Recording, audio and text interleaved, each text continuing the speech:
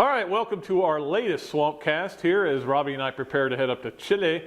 South Carolina is going to be in the 30s on Friday night there. Football weather, but warm Saturday, 68. I might hit you when we're up there. Okay, fine. Just give me some warning. Flying tackle. Let me brace. We walk the streets okay. of Columbia. Looking forward to the trip. It's always a nice one. I like Columbia. It's up there in my top 5 or 6. Yeah, good town. In terms of SEC cities. But obviously, this is a big game for South Carolina. It's also a big game for Will Muschamp. I mean, you know, after the terrible October that they went through, for them to go up to finish strong is so important. And as you were just talking about this, it's a winnable game for Florida. It definitely is winnable, Pat. It's in the Auburn-Georgia category where, you know, South Carolina's going to be favored, but Florida is good enough to compete and win the game. It's some question of taking care of the ball, and can they do it in the fourth quarter? Yeah, you worry about South Carolina's defensive line. I mean, they've been dominant this year, but we saw what Arkansas did to them. Yeah. I mean, and now, again, that's a much more sophisticated passing attack with better players, to be honest with you. Yeah, and a quarterback can move around a little bit, you know, not a quarterback with a bad ankle. So many good receivers, too, where Florida hasn't shown that. But the opportunity's there for Florida. If they, you know, I don't think it's going to be a wild and crazy crowd like maybe it was a couple of years ago in the night game. You know, noon start. People aren't going to tailgate as much, obviously. But, you know, we'll see what Florida does. The bottom line is they've got it's the same as it's been all year. Don't turn the ball over. Yeah. Hey, how about a fumbled snap or something? You know, anything that leads to points for you. But Florida can't do that for some reason. And maybe this is a breakout game for them. I mean, I don't think beating South Carolina is earth-shattering, but it certainly would make Georgia happy. No, yeah, and it's the team that's in the race, Pat, but Georgia's in control right now. So, you know, it's going to be emotional for South Carolina, but it's not like they're playing for the division title like they were in this game a year ago. And, of course, they're a much different team. You know, they obviously losing their quarterback halfway through the season, losing their best player halfway through the season, and Marcus Lattimore. They're a different team. They're going to run it still with Miles and Wilds. They got to come up with That's a good one, yeah. They got to come up with some kind of. But you know, Alshon Jeffrey though, there's a big mismatch for you.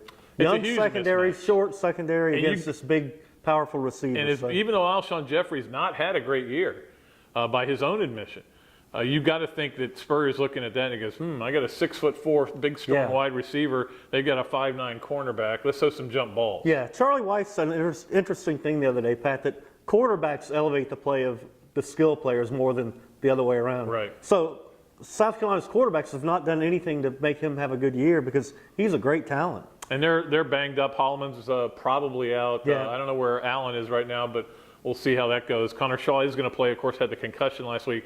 Connor Shaw hurts you more with his legs than he does with his arms. He does. He likes to take off and run, Pat. Yep. Spurrier doesn't like that sometimes, but you know, if he makes the play, okay. But seems like they had opportunities in the passing game the other night. He tucked it and ran too soon, which Spurrier does not like. Yeah, it's interesting because Steve, I don't think, has enjoyed this year very much. He's even said he doesn't, even when they win, he doesn't have that big smile on his face because they're having to run it, play defense.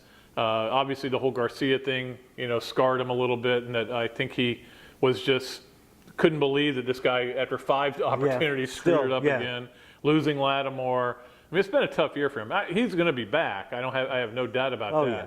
And I wrote about this in the paper, Robbie. He's only, I think it's 13 wins away from Rex Enright's record. He's going for that record. He's going for that record so he can say, I was the winningest coach of Florida, winningest coach of South Carolina. Okay. Yeah, but right now he's like he was here in 98 or 99 and 2000 where the offense wasn't very good and he wasn't having a good time with it. You know, and then 2001 he got it back and was having a good time again. Then he left. Maybe more like 92. Yeah. And they couldn't block for Shane. Yeah. Shane was running for Shane got killed at the Mississippi State game. Yeah. What was it like? Every game seemed like it was 21-19. Oh, he couldn't get points. Yeah. He couldn't score. It was frustrating for him. So we'll see how the Gators do. And, of course, if they can get this win, they go beat Furman next week, you know. Now you're looking at 7 wins, maybe an 8th with FSU, and things change a lot. So it's an important game for Florida. Like I said earlier, it's a huge game for South Carolina. If they win, they put the pressure on Georgia. Yeah, they did. We talked about that on Rick tightens up a little bit. Our podcast that Rick tends to tighten up in those kind of games. So, but you imagine what Georgia's going to be thinking if Florida does. If Florida wins, it's going to be a celebration. Wow, all we got to do is beat Kentucky next week.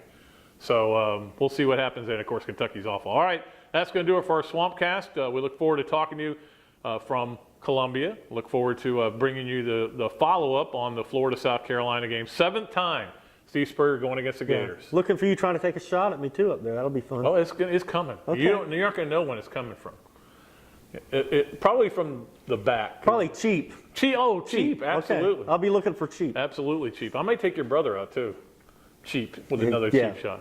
Got a great CD for the ride up there, by the way. Okay, cool. You ready? Yeah. All right, that's going to do it. In fact, the first song on it's a song I've learned how to play on guitar, believe it or not. Oh, that's exciting. Just don't bring the guitar, okay? I may bring it No, and play don't, in the don't, back seat no. for you. Oh, all right, that's going to do it, and we'll talk to you from Columbia. Until then, Pat, Julie, Robbie, Andrew of the Gainesville Sun saying so long from the Sunshine State.